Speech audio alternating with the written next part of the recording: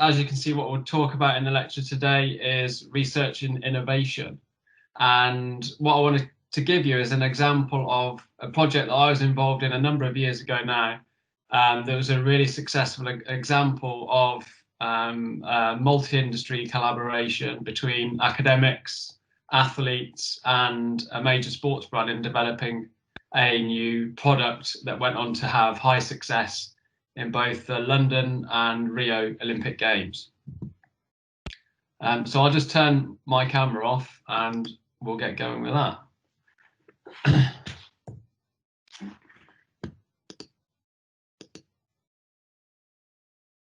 So the first thing I'll show you is this video that is just gives an overview of some of the work that was involved and the product that we all go on to look at. These are the muscle warming pants, or the hot pants as they've been nicknamed in the team. They're there to maintain muscle temperature after you finish your warm-up. You put these on with a little battery in the back, and there's heated elements in appropriate areas, and it just maintains that temperature. We've got these new muscle warming pants, which we've nicknamed the hot pants, which help you keep warm during the events, really, because, like, for example, our team pursuit is only an hour apart, so we can just put them on in the middle, which means we don't have to do so much on the bike. Our input for the muscle warming pants has been to say we want to be able to get onto the start line with the muscles in the optimum state, the optimum temperature. How are you going to do this? And this is absolutely spot on. Everybody has their own pair, they look after them, and yeah, it's quite unique. So that's the video that British Cycling put together just before the London 2012 Olympic Games, or during the London 2012 Olympic Games it was released. And the product that they're talking about is obviously those heated trousers or hot pants. So what we'll look at today is kind of the process that went into developing those as a product. And in general, you can look at the R&D process, like with a lot of processes in science, engineering, any kind of field really, follows quite a uniform pathway that leads from initial inspiration right the way through to a product coming to market or being launched, or potentially, if it hasn't got that level of success, just getting binned off and a company or research team moving on to something else. So what we'll do for the next kind of 45 minutes, 50 minutes or so is go through this pathway so that you can see right from first idea through to the kind of use in the Olympic Games, and also what we've been doing with this product since Rio and my involvement in with Hoob and the Hoob Wattbike track cycling team. So you can see that the R&D process basically has all of these steps that go from identifying a product through to how can that product be refined, made more effective, how can that idea perhaps be improved from, you know, an initial kind of very high level idea, so that it becomes fit for purpose. And it involves a number of kind of steps in terms of prototyping and refining that might be done in-house, not get anywhere near an athlete or a team, to such a point that as a kind of product developer or a company is happy to release that product to athletes that they work with. And it's probably that phase that is one of the most crucial in terms of getting a product out into market and used by athletes, because if an athlete, or importantly an athlete's coach, doesn't see the benefit for a product or how it can improve performance, then it's going to find it very difficult to get it off the mark and being used in competition. So once you've got that kind of on board, final testing completed, any sort of final refinements, and in the hot pants stuff, we'll see some of those that the athletes brought up when we started working with them. You can start ensuring that you have effective marketing in place, that your product meets regulatory limits, both within the sport, but also limits that are imposed on by government health and safety, for example. And once you've fulfilled all of those examples, that's when your product can become a fully fledged, commercially launched product that is available to buy by, you know, pretty much anyone. At that point, that you've kind of got to the end of the first round of your R&D. Now, obviously, for a product to remain successful, you still have to maintain some development in that. So you might refine materials further, you might refine the kind of overall design just kind of slightly year on year, so that it's always kind of moving forwards and maintaining its relevance in its field. So what is the background to this product? Well, it came about in 2009. So if you think on an Olympic cycle, we would have just had the Beijing Olympics in 2008, and sport, certainly in the UK, pretty much globally now, or Olympic sport at least, works on a 4-year cycle from one Olympics to the next. And if you have an Olympic Games normally taking place in sort of August, September time, it's in the early part of the following year where governing bodies have budget released and they start to look towards what can be developed before the next Olympic Games. And this tied in quite nicely with when I started to work, when I was at Loughborough University, work in collaboration with Adidas. And we started to consider ways in which Adidas could use, generally speaking, cooling or heating to help their athletes that were going to be competing in subsequent Olympic Games or World Cup events across, a number of different sports. So initially, Adidas wanted some focus around the cooling side of aspects because they were kind of seeing as sport and performance. Everybody knows that sporting performance, particularly endurance performance, is limited in hot conditions. And they were concerned about how their kind of endurance athletes might be limited in those sorts of conditions. So what could perhaps be done around active cooling strategies? So, you would have come across things like ice baths, ice vests, cold drinks, ice drinks, that sort of thing.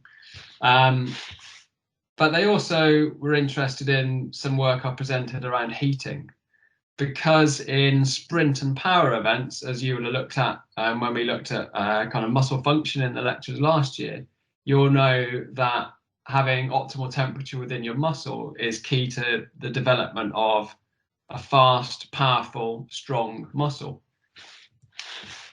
And as far as I could see, there weren't really many applications in applied sport that aim to fill this gap of how do we elevate a muscle temperature, or how do we make a muscle warm, or even how do we just keep a muscle warm. So it was a gap that was kind of seen as pretty niche at the time, and we wanted to look at exploring that further. Now, it might seem pretty odd to throw up a picture of a bunch of F1 wheels, but this was kind of, the inspiration behind where the hot pants came from. Is that, for years and years and years, F1 engineers, motorsport engineers have known that a warm tyre is also quite a grippy tyre. And if you watch F1, you'll see that when the pits are getting prepared to make a wheel change, that the F1 mechanics will come and take these heaters or these bits of fabric off the tyres, and they're basically tyre warmers to try and elevate the tyre temperature, so that as soon as they're put on the car, there is optimal grip for the driver and they're not likely to have, or reduce the likelihood of having, an accident. So it was this kind of inspiration that sort of thought, well, the technology is obviously out there to embed some heating or some kind of heating into fabric in one way or another. So how perhaps could we apply that to a human, and would it work? So the first thing to kind of think about is to go and look in the scientific literature and actually go back and understand what happens if you have a warm muscle or a cold muscle. And there was a paper that was published back in 2006 by Stuart Gray, where they looked at how, if they manipulated the temperature of the leg, muscle temperature, how that influenced power output during sprint cycling. So the key thing to take away from the graph that's on your screen now is that the dark filled circles represent a cooler muscle, one that hasn't been kept warm or artificially heated, whereas the white open circles represent a muscle that has been warmed up before the riders completed their sprint. And there's the key takeaway message here is obviously that the warm muscle, the open circles, you pretty much uniformly across the board see both a higher power output, particularly around that 2 to 3 second mark, but also the average power across the duration of that 6-second sprint is higher. And in a sport like track cycling that is completed on a fixed gear, or sprinting, for example, on the running track, if you're able to generate a higher average power over a longer period of time, that will also obviously result in a faster speed. So hopefully giving that athlete the edge.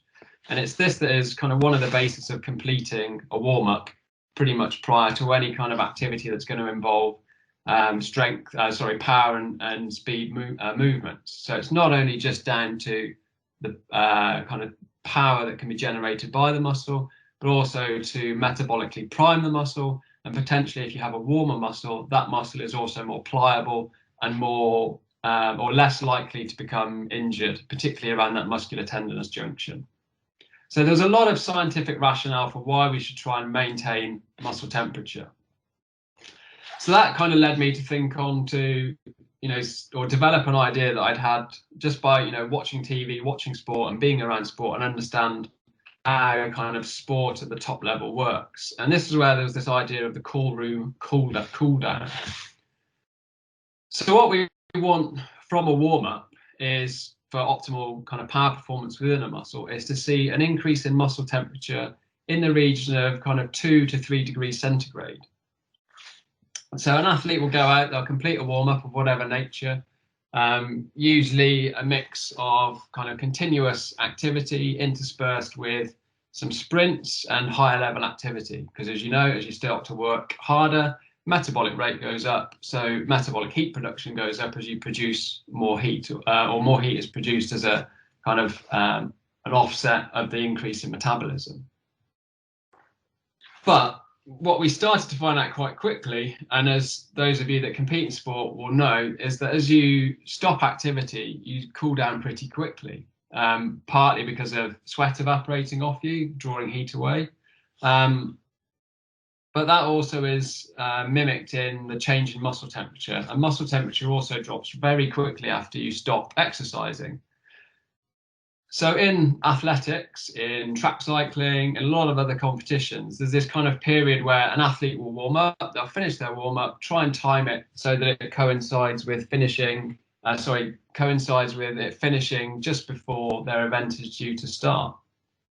However, things like false starts, a crash, the nature of the competition, if it's like a field event in athletics, means that sometimes there are further unexpected delays. So it can be a situation whereby if there is a crash on the track in cycling, that the track has to be repaired. So that's filling in, all the splinters, the holes that have come in the track, or, removing injured riders off the track, so that optimally performed and optimally timed warm-up may now mean that the athlete has 10, 15, 20 minutes longer than they would normally anticipate.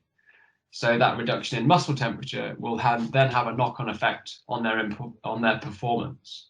So it was thought that we should look at how can we try and maintain this muscle temperature in that cool room scenario where the athlete doesn't have a lot of space to maintain activity to try and keep muscle temperature elevated. So obviously we'd identified this application, but where did we start? And like with a lot of things in science and industry, when you go out in the big bad world, presumably once you're allowed to meet in groups of more than 6, is that generally you end up sharing a beer at one point. And we were having dinner one night at Adidas's head office over in Germany. And it was kind of thought, okay, so we've got this idea from F1. Maybe if we take that idea and put it into clothing, that could be an effective way of making sure that an athlete stays warm and stays in that kind of optimal muscle temperature range for performance. So we started to think about how we could test this. So we went about some initial studies just to kind of prove the idea. And what you can see in the image in the slide here is something that was pretty kind of crude and rudimentary, pretty baggy, not very fit for purpose. But you can see, or just about make out, the battery pack with the little green light on it, and some wires that are going to some heating pads that we pretty much just stuck inside a pair of tracksuit bottoms. And from this, we developed and validated an exercise protocol along with a prototype that meant that we could see what happened to temperature at the leg. And in the first instance, we just looked at skin temperature as a proxy for muscle temperature, to see whether or not it was worth investing further time, money, resources into some full-blown testing. And the first thing that we found, or what we wanted to know, is obviously, would that idea work? So that's, as I said, worth the time and investment. So how did we set up the study? So this is just the pilot study. Does heat improve peak power output? Was obviously the question that we wanted to test. And we had 3 conditions. So a control group, the insulation only group, where they wore just a kind of almost like a down-filled pair of trousers like you get for skiing, or a combination of those insulation or insulated trousers with passive heating element. And we got each rider to do a standard warm-up. So it was a mix of continual easy cycling, and then I think in this study we did 3 to 4 10-second maximal effort sprints. They then had a period of recovery somewhere in the region of 30 minutes. And then they completed a 30-minute Wingate test. So it's a 30-second Wingate test, which is a 30-second all-out maximal sprint. And some of you would have done that last year in one of the labs. And what we were interested in is measuring the overall peak power. So how much power were they able to produce during the sprint? What impact their clothing had on their skin temperature, and then how hot or cold they felt, and whether or not that was comfortable. So in summary, the control and insulation didn't really have any differences. So that kind of says to me, yeah, you can have all of this insulation, but if you're not generating much heat that can be, kept within that insulative layer, you're not going to see very many differences to as if you were just sitting around just in normal cycling shorts. But where it became a little bit more interesting is where we add that heat condition. So what you see now is that skin temperature was higher, as you would expect. And perhaps importantly, we don't see any differences in either overall thermal comfort or the thermal comfort at the legs. So we're adding this heat to the athletes. It's maintaining their skin temperature, but also they still perceive it as being reasonably comfortable. Because as we know, if you interfere with an athlete's perception of how they feel, that can almost have as big a performance effect as anything physiological that you do. So it's important that we know both the physiological outcome and also any psychological impact an intervention like this may have. So this was all very positive. So we went away and discussed how could we take this further. So we'd answered the key thing. Will the idea work? Yes. So we saw this increase in skin temperature. And what I didn't present on there is you also saw small improvements in power output. So we went away and thought, okay, so it is worth investing some time and money into pursuing this further. And this is where we came up with the first real experimental study. So this time we obviously went a little bit further. We had a slightly better prototype, so with better heating and heating that was more kind of directed and targeted around the thigh. And we basically employed a very similar protocol. So we got, I think, a bunch of 10 well-trained athletes. So we're not looking at kind of Olympic level athletes, but very competitive cyclists who were used to some sort of sprint activity as either part of their racing or within competition. And we got them to do the similar sort of protocol. So a 20-minute warm-up with a series of sprints within that, and then a 30-minute recovery period where they either had the heating on or off, or just the control condition where there was they just sat in shorts. And what you can see in the images here is now that we take a direct measurement of muscle temperature. So in that first image at the top, what you can see is we take a needle that's about 6 or 7 centimeters in length. And once they've done the warm-up, we'd insert that needle directly into the vastus lateralis muscle in the quadricep to get a measure of muscle temperature. And what you can see here is that at baseline, looking at the temperature, this is probably a resting sample. So before the warm-up, you can see that the temperature at that depth is 35.7 degrees centigrade. And we'd obviously expect that to rise as the warm-up is completed. And then in the other method that you can see in the picture below, so this is a slightly different technique that we also use to track how muscle temperature changes with time.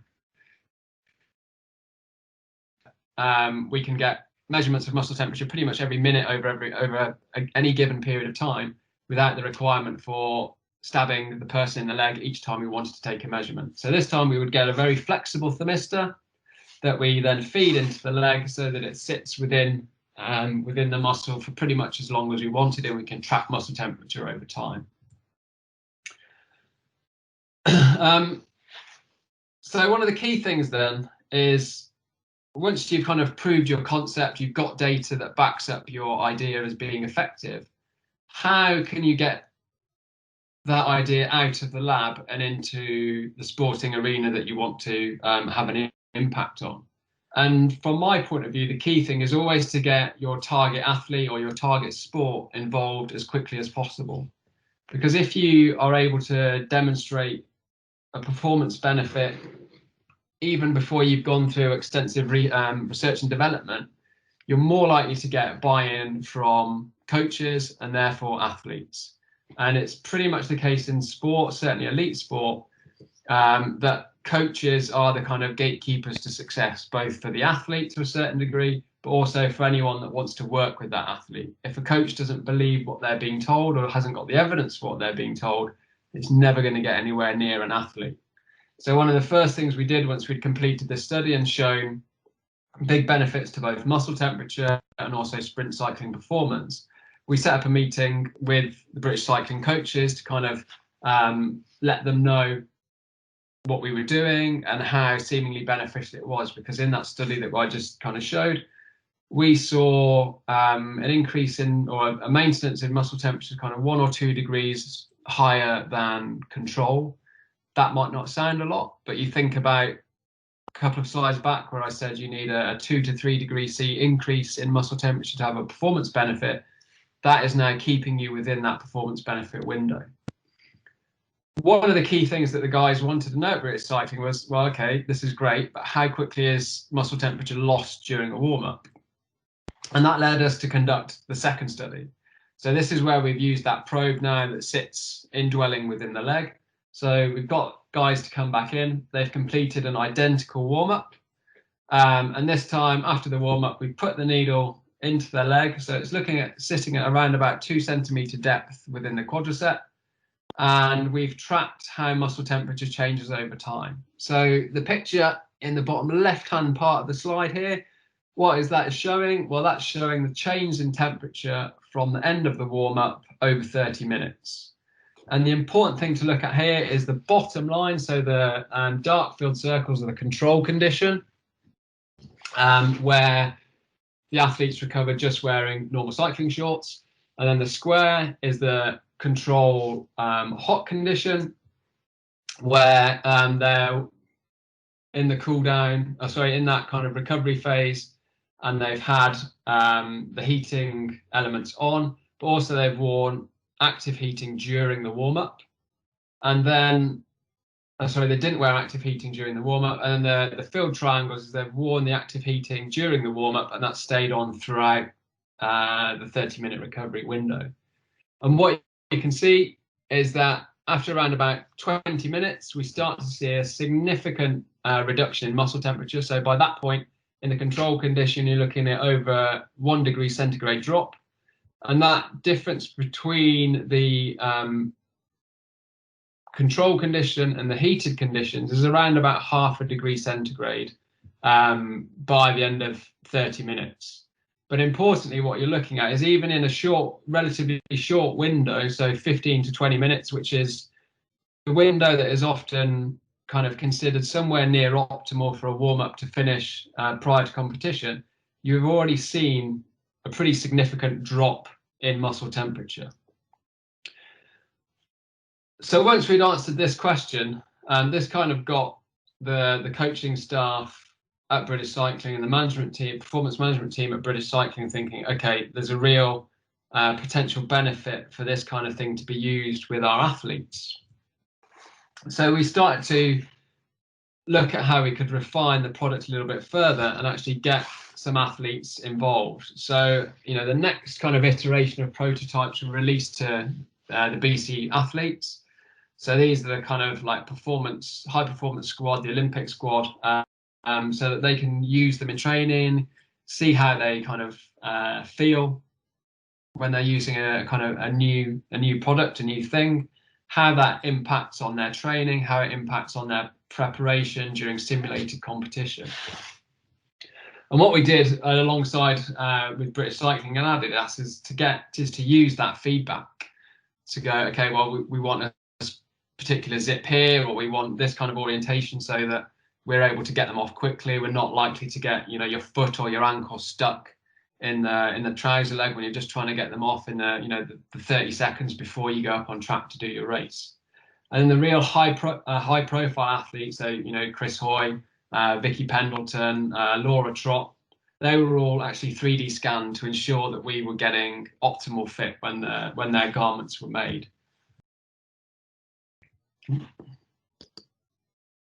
Sorry, right, there we go. So it was really important to get their feedback, their ideas, their knowledge to actually give us the idea of those, you know, those really small design tweaks. So one of the things was that you can't really see on the images here is that around the ankle, they didn't necessarily want the zip going right down to the ankle. So the zip went kind of to 3/4 of the way down the calf, just at the top of the Achilles probably.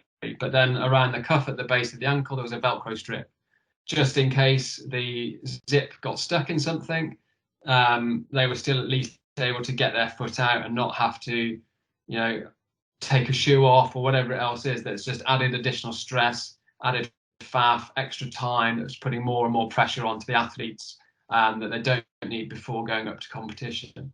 So there's 2 or 3 sort of very small things that came back from the athletes that actually made a huge difference in their confidence in the technology and their ability to use them, you know, in the highest pressure environment. And then from a kind of a technology point of view, back in Germany, their R&D guys started to look at how the battery power and battery technology could be improved so that you could deliver more heat, and also that the heating elements would heat up more quickly instead of having to sort of rely on a 15-minute window where a team helper would go and turn everyone's trousers on. You could almost forget about them and turn them on just as and when you needed them. We looked at changing the design of the heating pad so that the elements within each pad were much more densely positioned, so that you're getting better, more uniform heat distribution over the leg surface and into the muscle. And then the location of the pads as well. So in the kind of products, the sort of initial studies that we did in Loughborough, we just looked at kind of heating around the thigh, so the hamstrings and the quadriceps. But then when we started to work with BC, we looked at incorporating the same sort of heating, but into the glutes and into the calves. And then incorporating more of a quick release zip design. So instead of, you know, traditional zip like you get on a jacket, something more similar to what we now use in wetsuits, whereby you can kind of flip the head of the zip and it will just pull apart much more easily, and you don't have to then be concerned about it getting stuck in any lining material. So what you can kind of see in the comments here is that the athletes perceived the hot pants to be really beneficial. And the kind of key thing by that comment by Chris Hoy, your legs feel like they are ready to go. And that for me is probably, you know, one of the big things is that the athletes feel that they're better, that they've got an edge psychologically. They look at their competitors and go, I know I'm doing something different to you, and I believe that's giving me the edge. Which, when you're looking at, you know, such small margins of success and failure as you do in Olympic Games, World Cups, that is the kind of, can often be the kind of key differentiator between an athlete winning or breaking a world record and them not. And then the last comment at the bottom was from a guy called Matt Parker, who was with British Cycling at the time, but has since moved into, or was working with England Rugby. And it talks about this idea of marginal gains that you would have probably all heard about. And they're sort of the aim of British Cycling marginal gain strategy is to develop a performance advantage through the application of cutting edge science and technology. So where can they look outside of what is being currently done and what is current practice and bring it into their sport? So they kind of went on to say what Adidas has delivered with the muscle warming garment is a key component of our performance preparation. So they saw it as being a vital aspect of making sure that their athletes, when they went up on track, to perform what they've spent years and years training for. This was seen to be one of the kind of key things that they should incorporate into their athlete practice. So that was back in 2012. It's not something that has just been used once and died away. The England rugby team a few years ago started to incorporate similar technology that was made by another company, so that same principle is applying here. You've got a sport that is very kind of speed and power orientated, and it's obviously a winter sport that if any of you have ever sat in Twickenham Stadium in autumn internationals or in the Six Nations, just sitting around, you get bloody cold pretty quickly. So the coaches, and Eddie Jones in particular, they were interested in trying to incorporate something that meant that their guys weren't having to run around on the touchline, wasting valuable energy, not being able to watch the game, that they could use to try and ensure that their substitutes were ready to go as and when they were called on, because it's not always a tactical substitution in rugby or football or any sport, but they might have to go on at a couple of minutes' notice because of injury. So they started to use this kind of technology within their substitutes. And Umbro, who are now new sponsors or kit sponsors of England Rugby and the RFU, are also looking at working with myself and the guys at Hoop to incorporate that into their kind of replacement clothing offering for the coming autumn internationals. And since this as well, there are a number of football clubs, Premiership teams that are using kind of similar technologies on the subs bench. Athletics is a bit of a funny one because there's a lot of obvious benefit here, particularly for sprinters and within the field events. But for some reason, athletics has been a little bit kind of more skeptical. Not sure why. Maybe it's the perhaps more traditional nature in how athletics coaches orientate, in terms of they're a bit more traditional in their coaching and do things often the same way for years on years and years. Even though from a physiological point of view, whether you're producing power through cycling or you're producing power when you're doing a long jump or a high jump, that power is still produced in the same way. So the physiological rationale for maintaining muscle temperature is there just as much as it is in track and field athletics as it is in the velodrome or even on the road. Any of you that watch swimming will have seen, as the swimmers come out from the cool room into the main pool, they often wear these big massive jackets, and certainly the GB swimmers for the last couple of years, but also the mobility in the shoulders, one of those heating elements like we've just discussed. And then more recently, there's been a lot more interest from team sports. And this has particularly come in the last maybe 18 months to 2 years, when the idea of the kind of heated garments has come about more in the media because of our involvement in the Hoop Wattbike team and our re-implementation of this. So one of the things that we still want to look at is how this sort of passive heating intervention may relate to injury. But also, is there anything else that we can do to further prevent muscle temperature decline?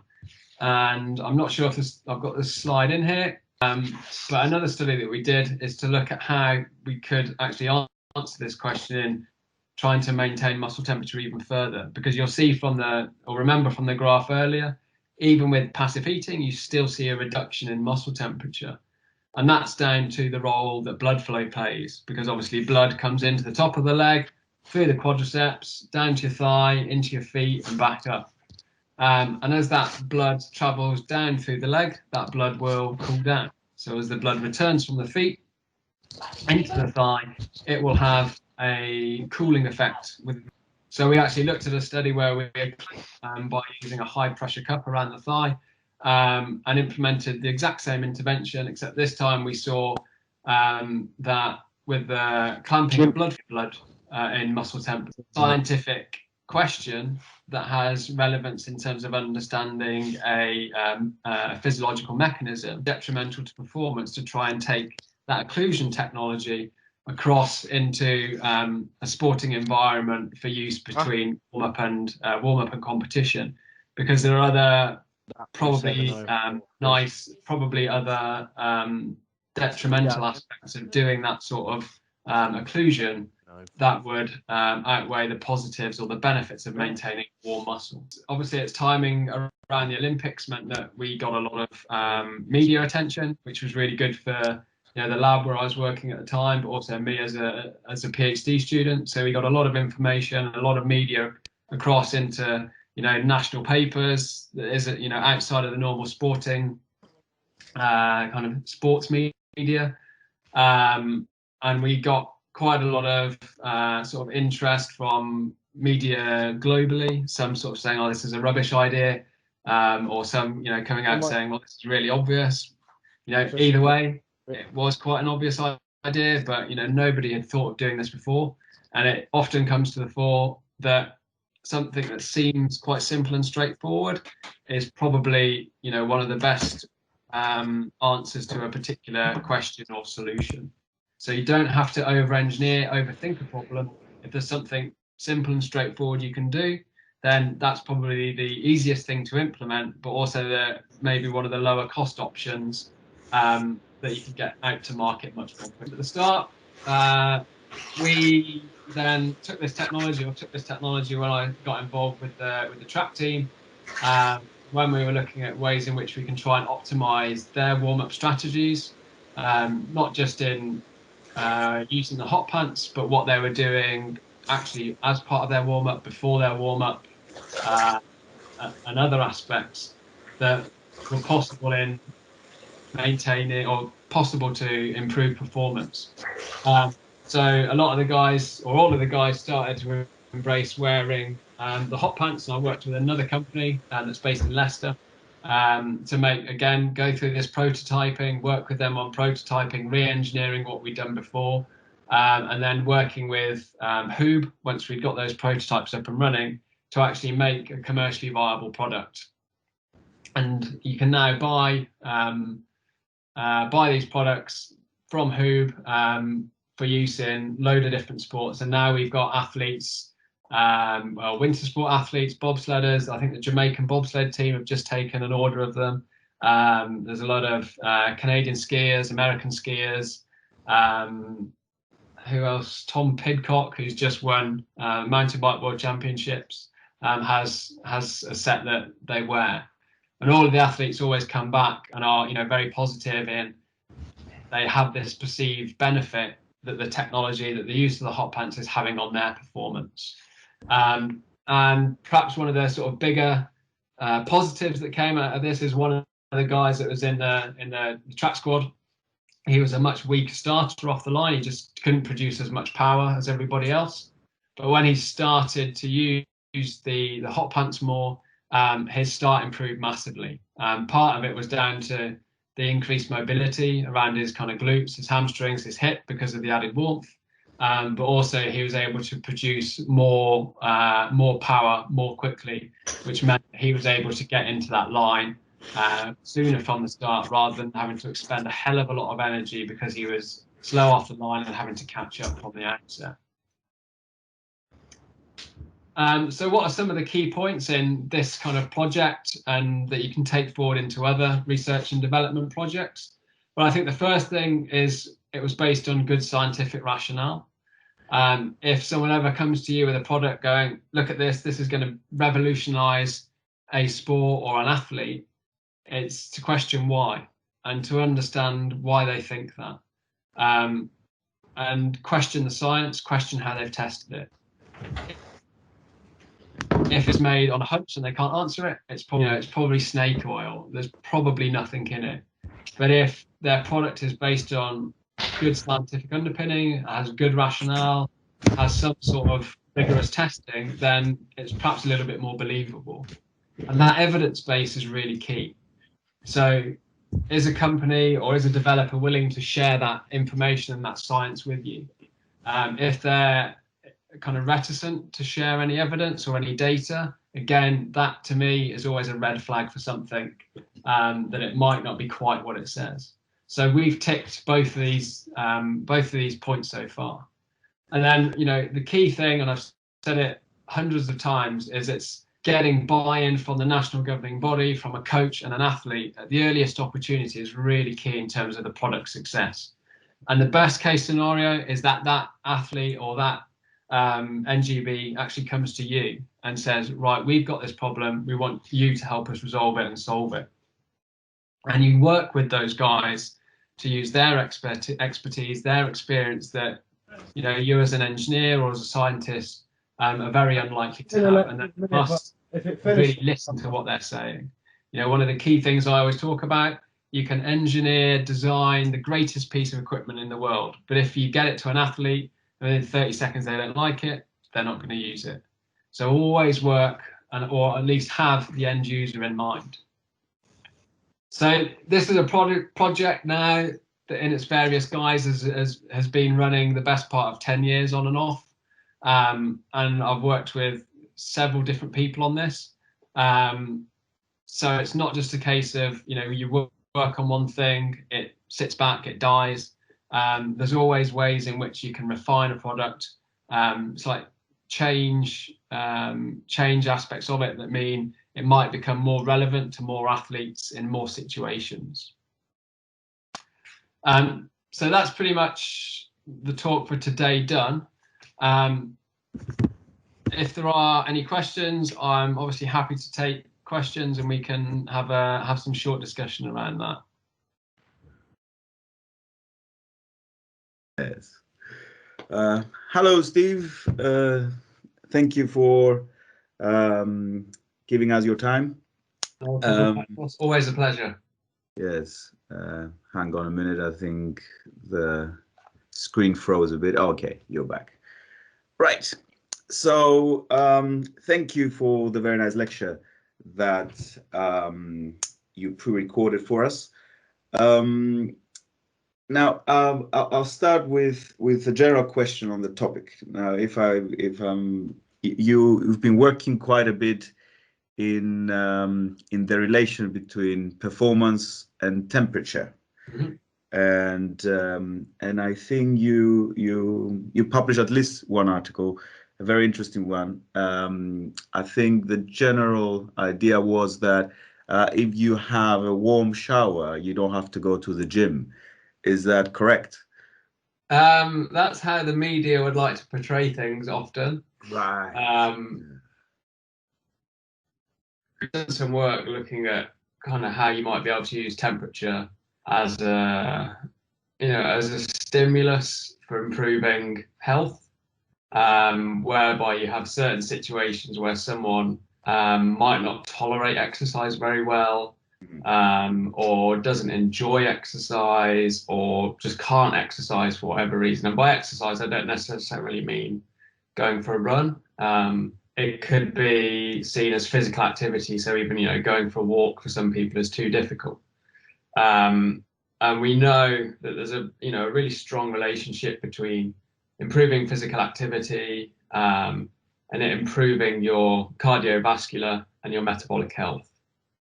So we started to explore ways in which we might be able to mimic some of the effects of exercise, but without actually getting people to exercise. And one of the things that was starting to come out of the literature was this idea of using passive heat or heat therapy or thermal therapy as a stimulus for positive adaptation.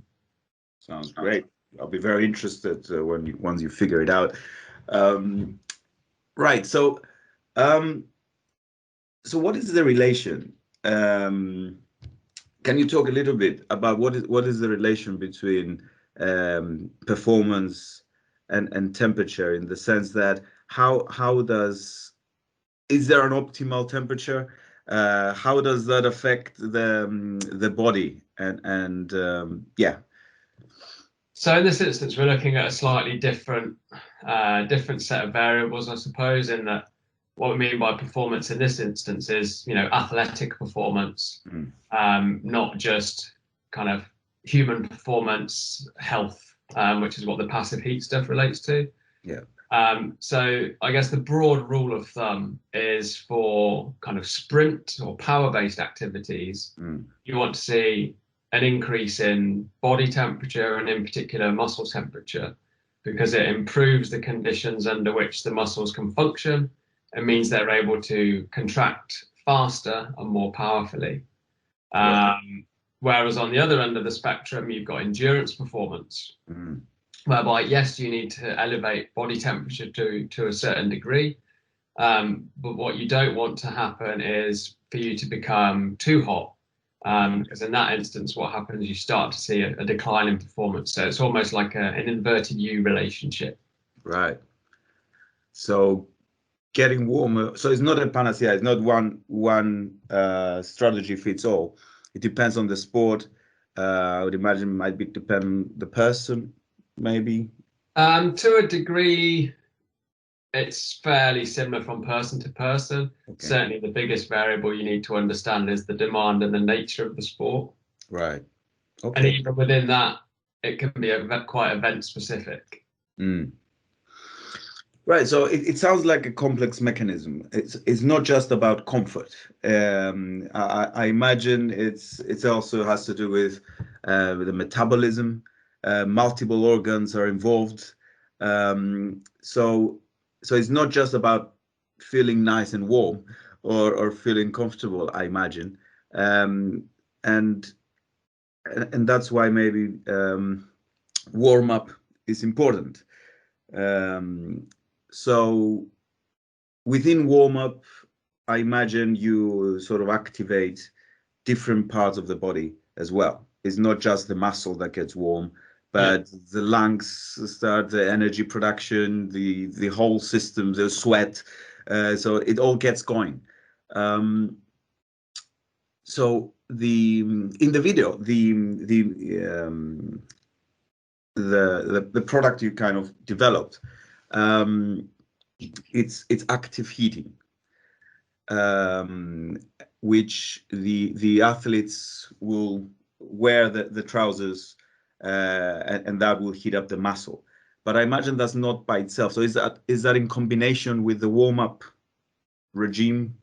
Yeah, so like you saw in the lecture, we did a couple of studies to look at this. And the first thing that we basically wanted to do is to mimic what happens in track cycling, almost like on a worst case scenario. So that we know on the track, just like you see in track and field athletics, you've got lots and lots of events going on.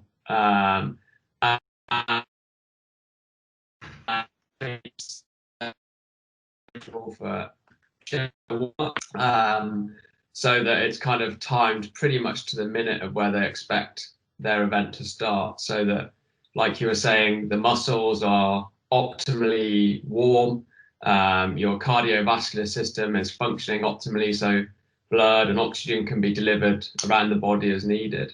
But there are obviously situations, particularly in track cycling, and track and field athletics events like heptathlon or decathlon, where there's repeated bouts of exercise, even within a single event, but there's a period of quite prolonged and protracted time from one effort to the next. And the case in track cycling we were looking at was, what if you do your warm-up, you're kind of primed and ready to go, maybe 10 minutes before the start of your event, but then there's a crash on the track and there's a delay. So we wanted to basically characterize, well, what happens to muscle temperature in that time? And can we do something to try and preserve temperature so that it remains, more elevated than it would do if we hadn't done anything? Yeah. And I imagine you don't want to keep warming up and end up being tired, actually, by the time your event starts. Yeah, that's precisely it. And you kind of, from an applied point of view, you'll see these guys, they'll do maybe 20, 30 minutes of warm-up that will start off quite easily, become more and more progressively difficult, and then they'll do some kind of maximal sprint activity. And traditionally what would happen if this scenario happens is they sit on the bike, at basically, no intensity, and just turn their legs over. So that's not really doing anything. But if they were to do anything to try and generate heat, as you say, there's a potential there that it could cause fatigue that then impacts on their competition performance. Yeah. And yes, and you've also measured how fast they lose the temperature from the muscle, and if I remember correctly, you actually got an intrusive procedure whereby you actually got volunteers. You could measure from within the muscle, wasn't it? Yeah. So in all the studies we did around this, we took a measurement of muscle temperature, and in its basic form, it is basically you get a needle that's about 5 centimeters long, 10 centimeters long, and you put that into the muscle that you're interested in. In this case, it was the vastus lateralis in the quadriceps. And you try and insert it to a depth of around about 3 centimeters, and we look at the temperature gradient within the muscle from 3 centimeters, 2 centimeters, 1 centimeter depth, so that we could see where within the muscle was most affected by cooling or the external heating that we then applied. And then in a second study, we wanted to know, well, what is the time course of a muscle temperature drop? So that's where we used a needle with a flexible probe, not really a needle, that then we could insert into the leg and just leave it there for half an hour, 40 minutes, and monitor how the temperature within the muscle is changing during that time. That was after the exercise, I imagine, not during. So we got the guys to warm up first, and then as soon as they'd finished their warm up, within about probably 90 seconds, we got this probe in place, so that we could see what effect the warm up had on the muscle. Was it similar to what we'd seen in the first study where we just used the solid probe? But then that allowed us to track it over the next 30 minutes. So how fast do you lose that optimal temperature? Quite quickly. So if you think kind of a ballpark figure is that you want to see an increase in muscle temperature of around about, say, 3 degrees centigrade following a warm up to have optimal contractile conditions. And we'd see that within about 15 to 20 minutes, you'd basically lost that. If there was no external heat source. So if you think how that then transpires to performance, you'd be looking at 10-15% decline in maximal power, which when you think about going from a position in the start gate where you're stationary, having to overcome inertia and generate speed as quickly as possible is pretty huge. And that can certainly be the difference between either winning and losing a race, or as we saw in the London 2012 Olympics, between them breaking or not breaking a world record or Olympic record. Yeah, definitely, that's huge. And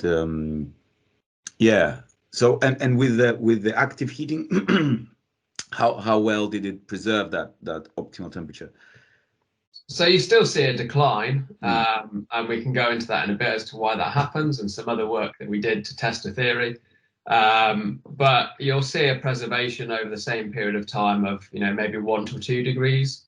Right. So muscle temperature still drops, but it still remains within that window that is kind of optimal for muscle function. Yeah, I guess the body seems to be quite adaptive. So, and that was what I was going to ask. So you apply active heating. You have some sort of element that produces heat and surrounds the muscle.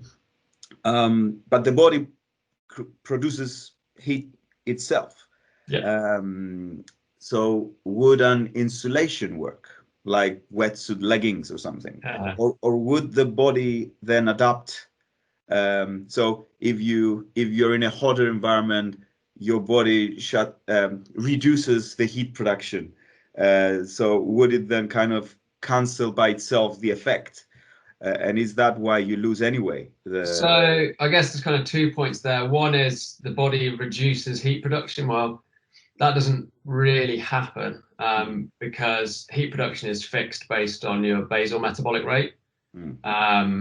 So if you increase that because you start moving around, your heat production goes up. If you think as a human in terms of a machine, we're somewhere in the region of maybe 20 to 25% efficient. The rest is, you know, wasted as heat. Yeah. So can we maintain that heat? Well, one of the ways in which the body tries to do that is by regulating things like blood flow, because blood flow and skin surface blood flow is a major avenue for heat loss under certain conditions. Or obviously the body sweats, and you cool through evaporation. Yeah. So we actually looked at the kind of idea of, could you just apply insulation, or, you know, like you would do with a pipe. Yeah. If you've got a pipe and you insulate half of it, but you don't insulate the lower half, and it's in a circuit, which is basically what we're looking at with blood flow around the human body, what would the benefit be? And basically just having insulation did nothing. Right. Because the body, what it's trying to do is to try and maintain homeostasis, or a stable temperature.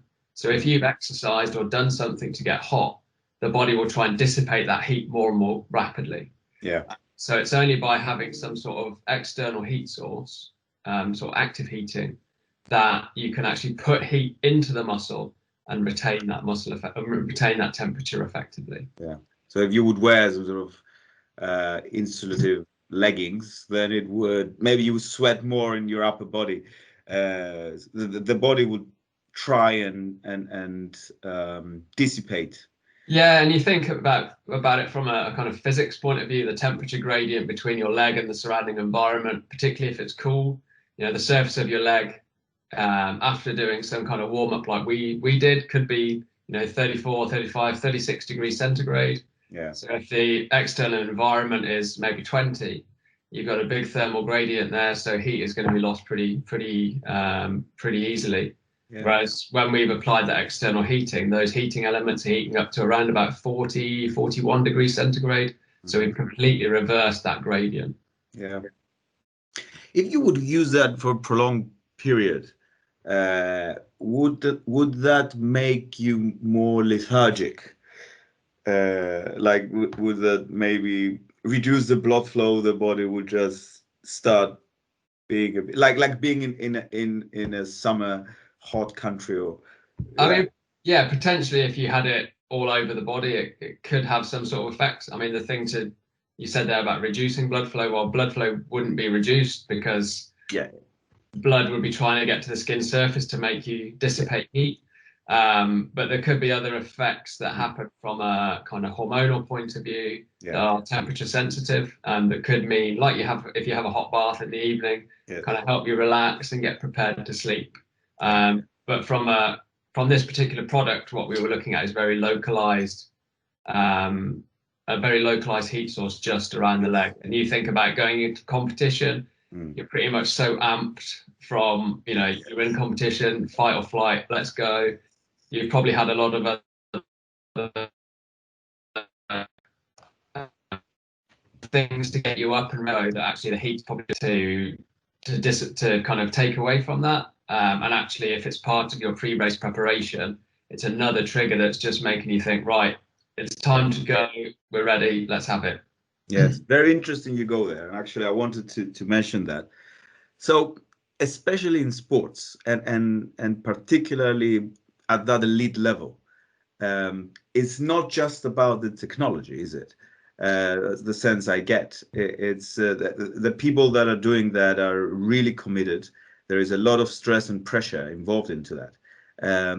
So you mentioned, for instance, that you have to get through the coach first, and then the athlete has to like it, and it can have. So if they feel confident using it, great. It adds an extra layer of benefit there. But if they don't, then they're not going to use it. So yeah, can you talk? I mean, you're an athlete and quite a good level, at least. Yeah, how does that work? Like, if you're using some sort of new piece of kit, and how does that work with the pressure on the competition? You have this extra thing now you have to do. How does that? Yeah, I guess kind of, you know, talking to or working with elite athletes, you know, the thing that they want to know is this thing going to make me better? And if it's going to make me better, what's it going to cost me? And I don't mean in terms of your hard-earned English pounds. It's, well, is it going to have an impact elsewhere in my preparation or in my training that's going to detract from what I do in competition? And if you can kind of demonstrate to an athlete, well, here is the kind of ballpark figure we're looking at in terms of a gain, and you make that meaningful. So, when we were doing this work, we talked to coaches and we said, look, we're seeing around about 10% improvement in peak power. I mean, granted, that was in lower level athletes, so you'll get a bit of a diminishing return. But even that 10% improvement was somewhere in the region of 100 to 150 watts, which is huge when you're looking at kind of a start out of the gate on the track. So we kind of went to athletes and we were saying, this is the kind of benefit that you can expect. And 100 watts, for them, that's massive. And the amount of work from a training point of view that would go into getting even half of that is, it's almost insurmountable. So by kind of having the scientific data to back up a claim, it's like, oh, hang on a minute, there might be something in this. And then it was a case of, you get the athletes to try it. Is it easy to wear? Is it easy to use? Is it straightforward? What are the kind of risks that are involved in wearing something like what we came out with? And in some of the videos that were in the lecture, you obviously see comments from some of the riders saying, well, we felt better, everything felt warm, we felt primed to go. And to be honest, if there was no physiological impact and that was the only thing that came out of it, this the placebo effect is massive. And that's already giving them an edge. And they can look around the pit at the track, look at the other nations and go, well, we've got these things, it's giving us an edge. And that is huge in itself, irrespective of any physiological benefit that we know we were having. Giving an elite athlete like that something in the back of their head, even at the forefront of their mind, that's saying, well, we've got an advantage, is a massive benefit in itself. So perceived edge is an edge itself. So human factors are very important, I guess. I mean, you're a coach as well.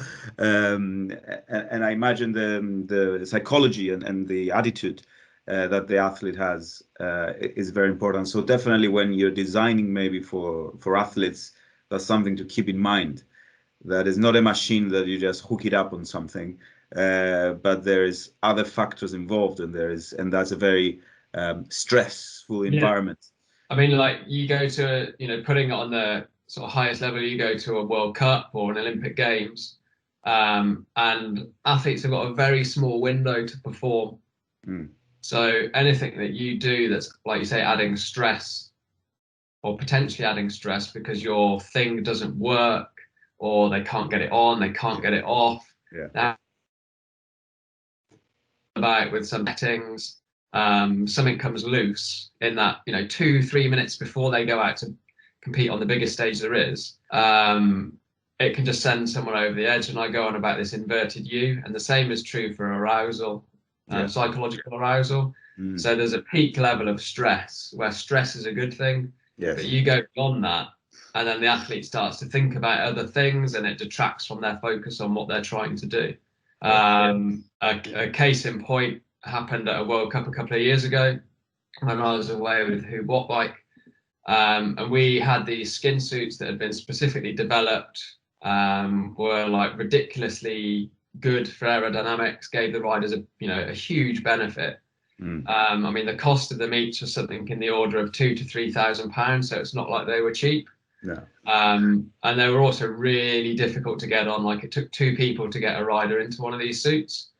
And we had a rider, and he'd finished his warm up. It was getting close to go time, and all of a sudden I noticed that he'd got a massive rip in the back of this suit.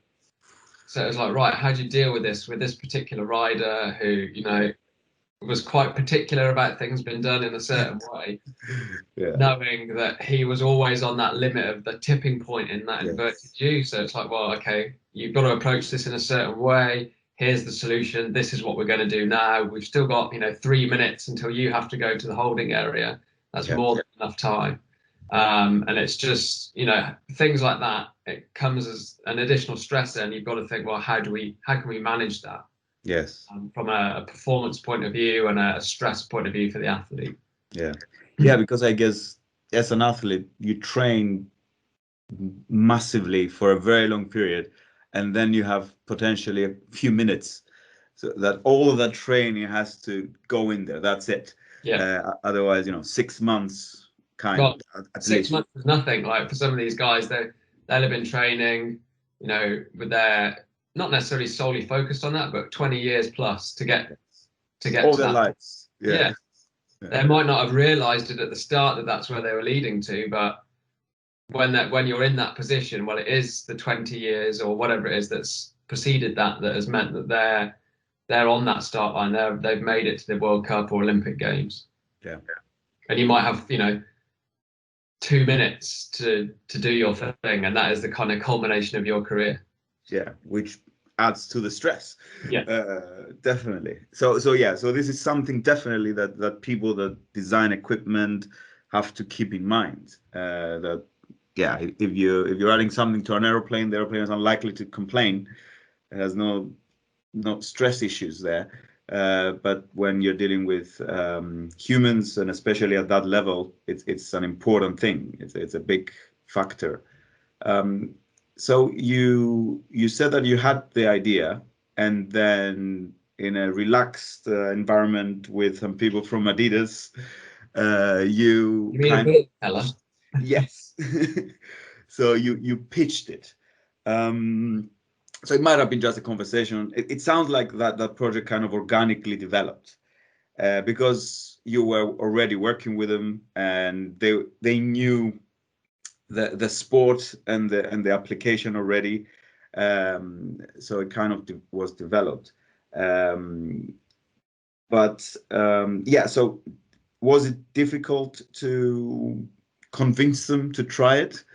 Or were they already familiar with most of whatever somebody needs to be familiar with? Yeah, I mean, I think I was in a really fortunate position when this project kicked off, in that I'd pretty much been given free rein to do what I wanted.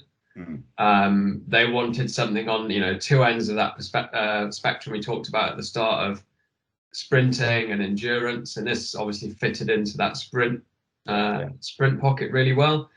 And it was just a case of coming up with the evidence that was, within the published literature, that's kind of the rationale for why I thought this was going to be beneficial, but also coming up for a scenario or scenarios, as we actually did, where, well, okay, this is the physiology, this is what I think will happen, and actually here's 5 or 6 different scenarios where there's an application for it. And the first thing we did, like I went through in the lecture, is we did a small scale pilot study where we didn't do anything invasive, but measuring skin temperature in a really rough and ready, just to prove that the idea could work, before we then invested much more time, money, and discomfort in doing two full scale studies in the end. So were the people you were working with from Germany, were they related to cycling? Or because I imagine what I'm getting at is that, let's say you're proposing something new. If something is completely new out there, you have to get them familiar with the background knowledge. Like, this is important because of this and this. In your case, did you have to do that, or were they already relevant? They knew, yes, heat is important and all that. Yes and no, I would say. There were a couple of people that I was working with that were physiologists. Well, let's say sports scientists. So one had a bit more focus on physiology, one was more kind of biomechanics orientated. And then the rest of the people on the team were, designers, material engineers, that sort of thing. So it's quite a mixed team. Yeah. So it was probably a case of the physiologists sort of understanding it and the designers having to teach them it. But because at the time, well, they still are, Adidas was a kit sponsor for Team GB. It was quite easy then, once we got the data or the proof of concept, to go to British Cycling and say, look, here's our idea. This is what we're doing. Are you interested in having involvement further down the line if we keep you up to date as things progress? Yeah. And how were they? Were they receptive and happy to? So you spoke with the coaches, I imagine, first, and yeah. I mean, it was a bit of an odd one because I'd obviously done this first study and it hadn't yet been published or anything like that. And I went up to Manchester, where British Cycling is based, and basically met, their head coaches, the person that was one step down at the time from Dave Brailsford, who, some of the guys might have heard of, their coaches who by that stage had already won, some of them themselves, world, Olympic titles. So yeah, it was a case of almost going, well, why have you not thought about this before? Because from my point of view, this is really bloody obvious. Why has no one thought of this? And here's the data that we have. And as soon as I sort of was saying, this is the caliber of rider that we've used in our study, which wasn't, world class, but it was pretty decent. It was all right, yeah. And these are the kind of benefits that we're seeing in these riders.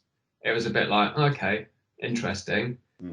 Let's look at, what we can do both here at British Cycling, but then also other kind of academic studies that we could do that could help answer one of their questions. And that specifically led to the study where we looked at that decline in temperature over time following the warm-up, so that it was a case of, is this actually relevant to what can happen in the real world?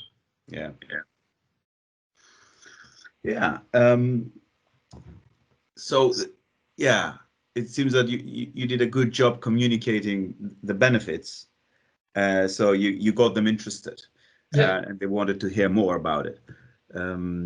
Now, after the initial test, so you did a rough prototype and you tried a few things, and then other people got involved. I think you mentioned something that people in Germany, they were working. Then they took over in the technical aspects, maybe zippers, batteries, all that.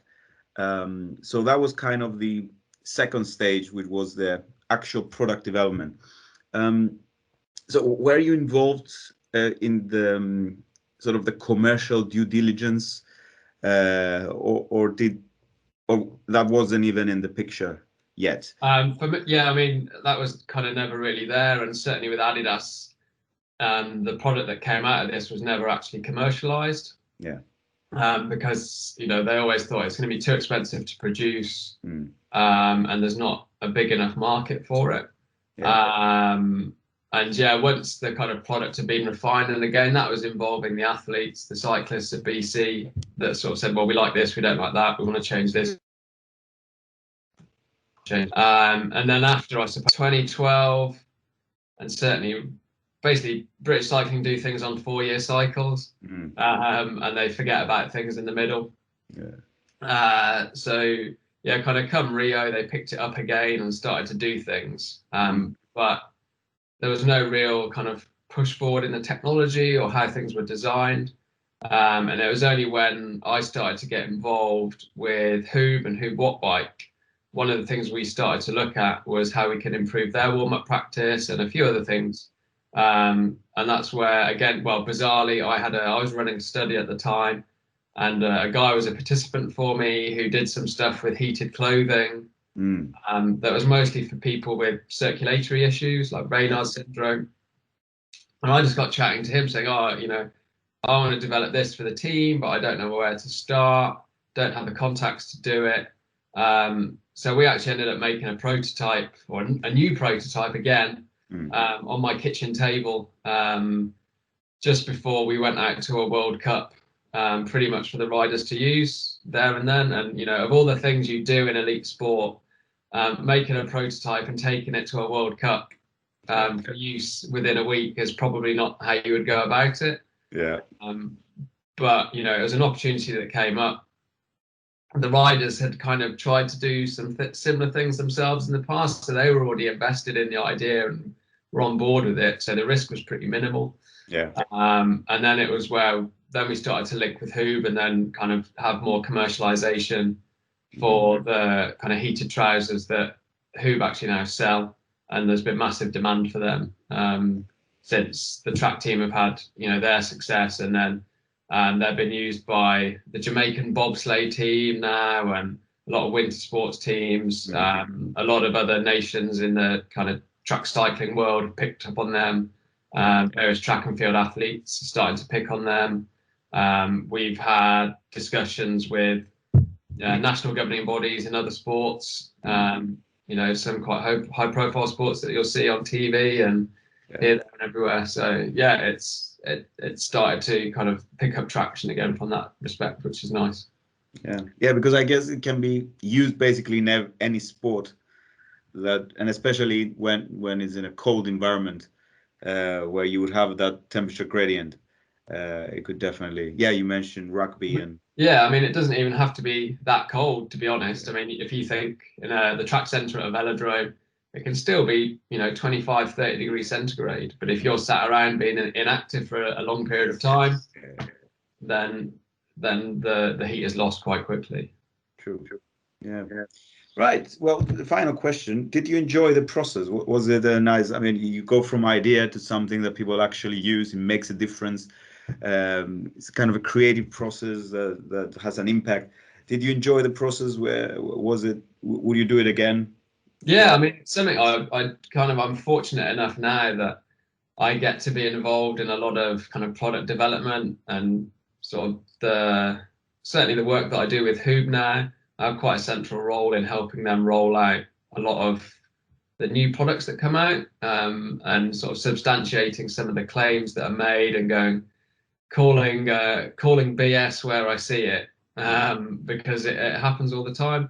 Yeah. But certainly that as a project was awesome, because there aren't, you know, at that stage I was doing my PhD, and there's not many PhD students that been involved in a project that ostensibly was completely my idea, and I saw it through, you know, from beers in the beer cellar through to working with, you know, people like Chris Hoy, Vicky Pendleton, Laura Trott, other people at British Cycling, to seeing them being used in the Olympics. And then, you know, I remember we were sat around in the lab, a load of us watching the kind of opening of the track cycling, and they broke like 9 world records, and it was just like, you know, mind blown. You can't obviously claim that they broke the world records because of what we'd done, but we had a small part in that definitely would have contributed. Yes, definitely. Yeah, that's great, Steve. Thank you very much. Great work, and thank you very much for your time. It's been a very nice talk. Yeah, no problem, Petros. Yeah, and see you soon. Cheers.